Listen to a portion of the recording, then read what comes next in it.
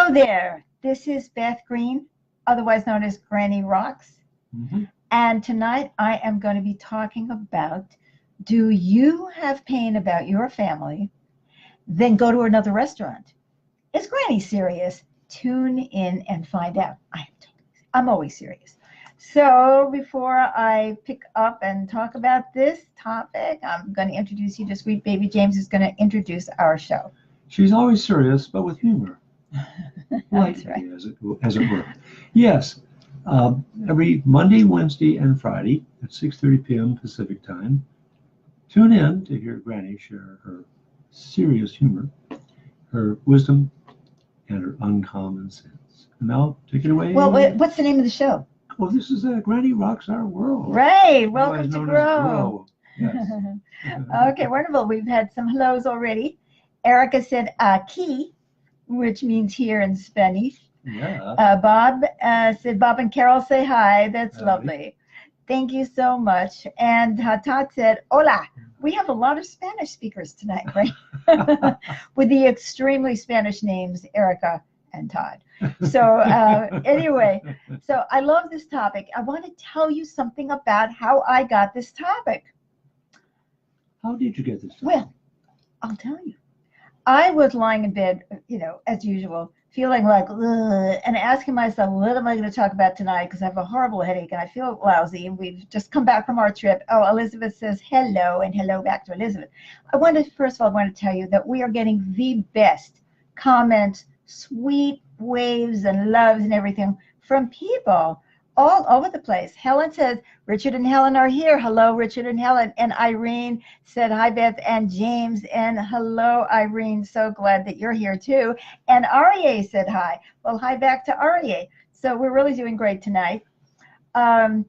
Already, Michael says, hello. Hello, Michael. So glad that you joined us. Is there? Okay. So I was lying in bed thinking, what am I going to talk about tonight? Oh, I'm going to talk about my headache. Nah, nobody wants to hear that. And so then I started, I started this program last time called Channeling Divine Consciousness. And it was really about connecting how we relate to kindness and how we can sometimes tense up instead of really just sinking into it and being able to connect to people, which is the number one thing when you want to channel divine consciousness. Anyway, so then I thought, well, I'm going to connect to the audience and ask the audience what you want to talk about tonight. So then I heard a voice in my head, right, that said, I have pain about my family. Amy said, hi, Beth. SBJ in this community is a wonderful restaurant. I love that. She's already figured it out, hasn't she? You can get anything you want at Granny's restaurant.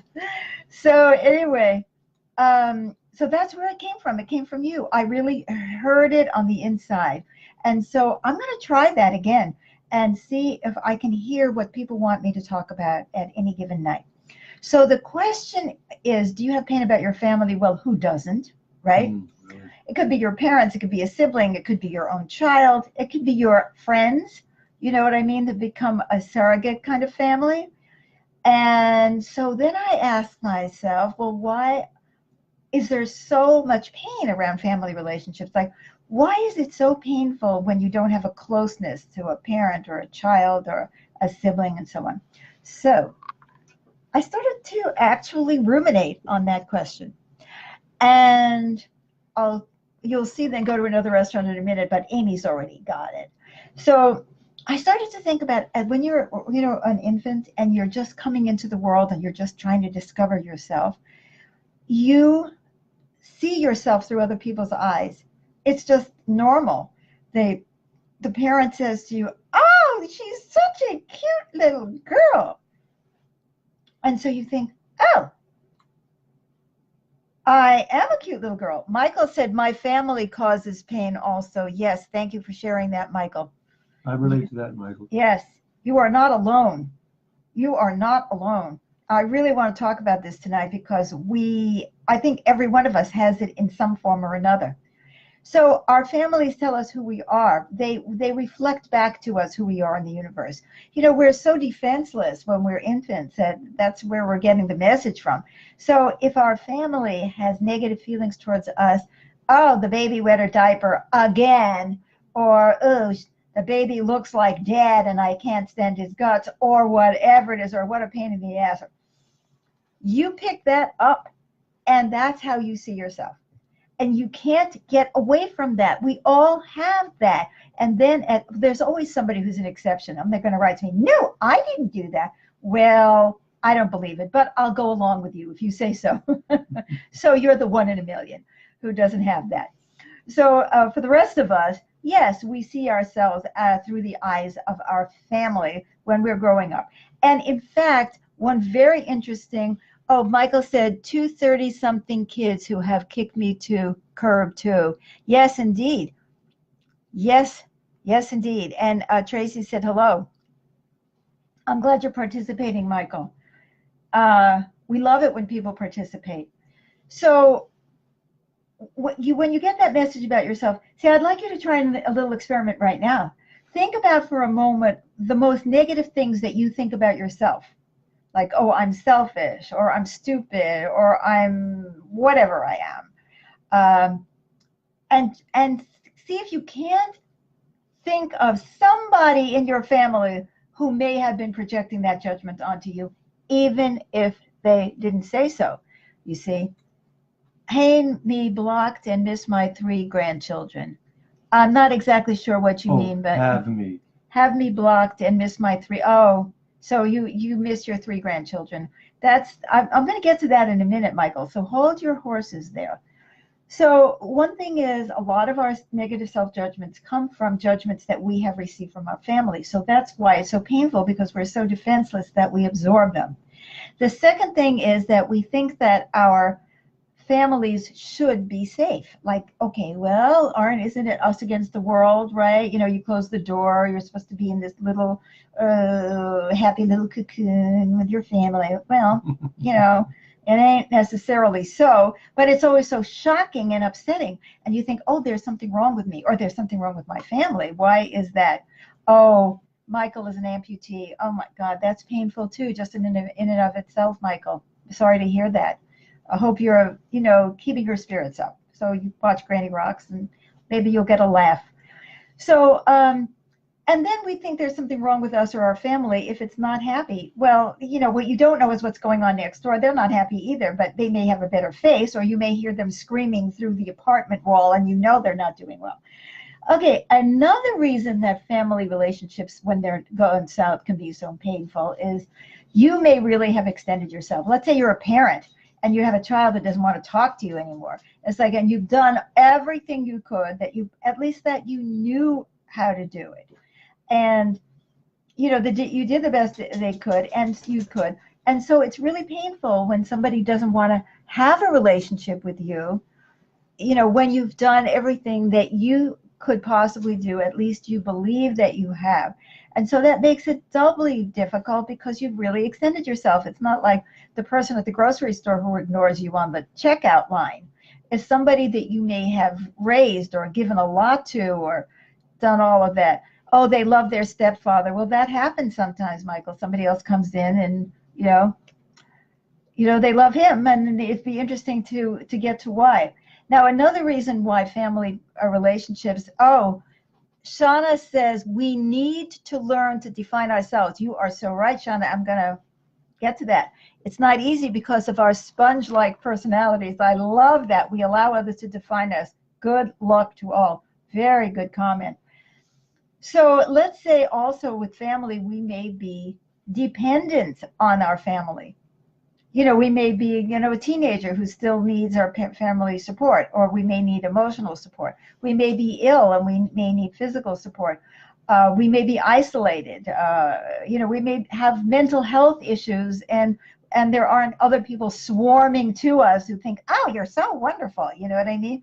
So we become dependent. So these are just some of the reasons that it is so terribly painful when we don't have warm, loving relationships with our family members. Now, I just wanted to pick up again what I had talked about before, that your friends can become like a family to you. So supposing you have a bunch of friends, like you're 13 and you're in the crowd, and then for some reason you're not in the crowd anymore, and it's like, that is so painful, because you used to have a family, especially if you didn't get along with your family of origin. I call it the foo, so that's your family of origin. So it can be even more painful. So then you have, your friends have decided they don't like you anymore for whatever reason. So now I want to get into the other side of this. Supposing you're getting negative feedback from your family, from your siblings, from your child, from your cousin, from somebody. The first thing that you need to do is ask yourself, is it true? Right? I've talked about this before, but I want to throw it in here too. The negative feedback I'm getting from my family. Let's say my family gives me the message that I am a selfish pig, or my mother is giving it to me, or one sibling is giving it to me. Well, am I a selfish pig? I mean, don't you think we should really look at that before we get defensive and say, oh, they're so terrible? It's like, did I do anything to cause this? Did I beat the children? Did I drink too much? Did I ignore them? Did I neglect them? Was I competitive? And so on. So we ask ourselves always, is it true? Now, even if it is true, that doesn't mean we should, shoot ourselves, right? Michael says, isolation is hard. 3 older siblings treat me unworthy too. I know that isolation is hard because I've been chronically ill since I'm 15. And, if it wasn't for sweet baby James that I've only known for 8 years, I was really isolated. And, that's why I have you out there. Now, but I want to go back to, if not, go to another restaurant. If the negative feedback has some truth to it, don't shoot yourself, just try to learn from it. But if the negative feedback is not true, but you're susceptible to it because your family had the same attitude towards you, or because you're insecure, or whatever, then you should go to another restaurant. And what I mean is this. Supposing, it's so obvious, isn't it? Supposing you go to a chicken restaurant, a chicken fried, and you want fish. And you go in there and you say, I would like to have the smoked salmon on rye. And they say, we only have chicken here. And you say, you only have chicken? I want fish. So they say, well, go to another restaurant, right? But if you keep going back to that same restaurant expecting, I can't remember now which it was, expecting fish and they only have chicken, then you got a problem. See, I call it going to the empty refrigerator, looking for nurturance. See, if your family is not giving you the love and the support you need, Michael, go to another restaurant. First, look at, is there any truth in how they're treating you? And if there is, try to learn from it. And if there isn't, go to another restaurant. Don't keep going back. Just because of the accident of fate that you happen to be born into that family doesn't mean that you need to keep going back to that restaurant. Yeah, there are other people, other sources of nurturance. That's right. Yeah. And even if it's your mate, your spouse. Michael said, grew up in the Kentucky Fried Chicken business of father. Has store for You must have channeled that. That is really funny. I did channel that. I have never eaten in Kentucky Fried Chicken in my whole life. And I don't eat fried food. So grew up in Kentucky Fried Chicken business of father, has stored for each of us, caused greed and selfishness. So see, you look at it, your whole family may be suffering from greed and selfishness. That is really interesting. And so that may have something to do with the way you've been treated.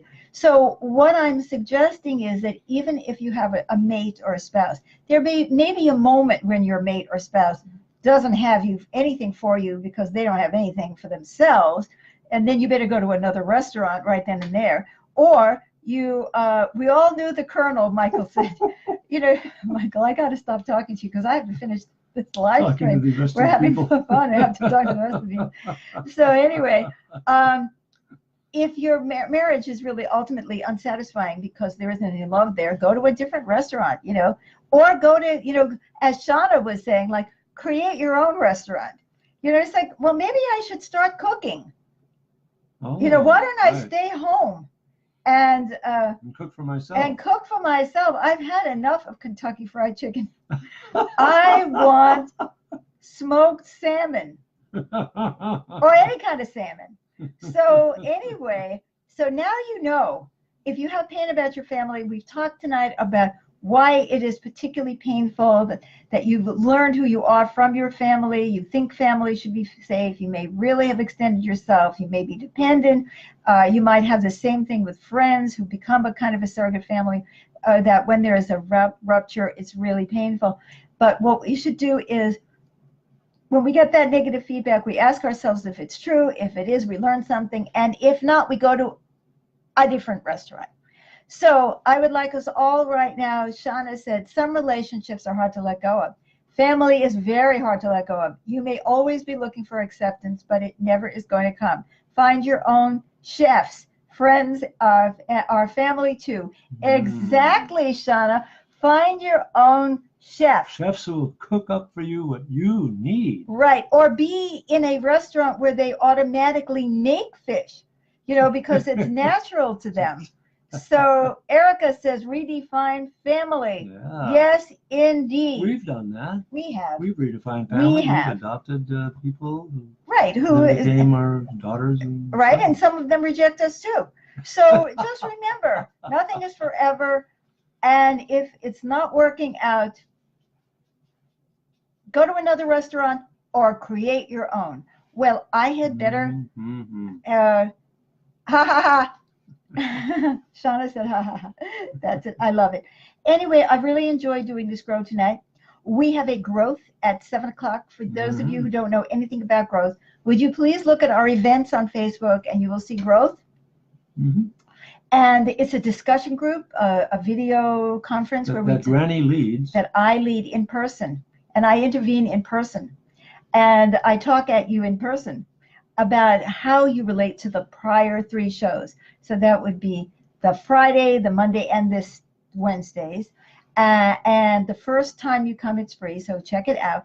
And tomorrow night, I'm going to be doing Dreams of Peace, improvisational piano, soothing piano music. Oh, I've gotten such wonderful responses. Oh, it was fabulous last weekend when you inaugurated it. All the music right, with all the problems, even though it was 3 hours late. And tomorrow, we're actually going to hope that it's going to be on time. And so come on to Facebook at 7 p.m. Pacific and watch me play the piano and have no sound come out or something else. And be nurtured by the beautiful music, the good vibrations. I am another restaurant. Yeah. Whether it's through words or music. Granny's home cooking. Granny's home. I'd love to nurture you as well as myself. So Thank you so much for coming. Thank you for continuing to send us these wonderful warm hugs and likes and comments and all of that. It really means something, because that's a restaurant that I want to go back to. Here we go. Bye-bye. Bye-bye. See you next time.